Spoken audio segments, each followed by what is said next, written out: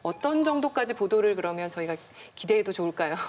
어떤 보도? 저는 이 원전 연구 결과, 그다음에 원자력, 방사능에 대한 데이터들이 기울어진 운동장이라고 생각을 합니다. 그래서 안전을 주장하기에는 굉장히 쉽고 연구 결과가 많지만 불안을 얘기하기에는 어려운 상황이거든요.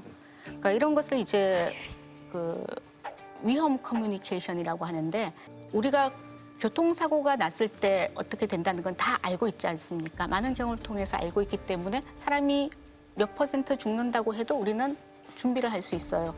대비를 할 수 있지만 방사능은 아직 데이터가 축적되지 않아서 얼마나 위험할지 모르는 상태입니다. 이럴 때는 전문가들이 위험 쪽에 좀 더 무게중심을 갖고 얘기를 해야 한다는 것이 위험 커뮤니케이션의 요지예요.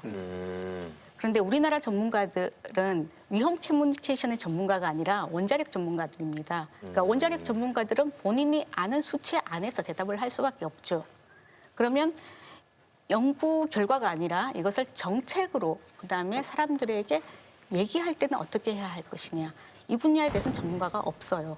그러니까 실제로 위험을 평가하기가 굉장히 안 좋은 그런 상태에서 더더군다나 그것들을 보고해야 될 일본 정부가 불신할 수밖에 없는, 다시 말해 정보를 은폐하고 투명하지 않게 구는 불신할 수밖에 없는 정보라고 했을 때 우리가 그 정보에 대해서 권한을 위임할 이유가 없는 거거든요.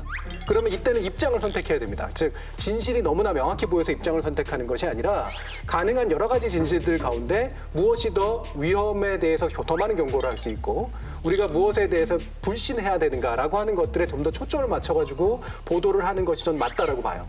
그렇기 때문에 이거는 진짜로 확신하는 것을 보도하는 그런 방식이라기보다는 주어진 정보에 대한 최대한의 불신들을 만들어내는 방식으로 정부로 접근하는 것이 합리적이고 타당한 접근법이라고 보는 거죠.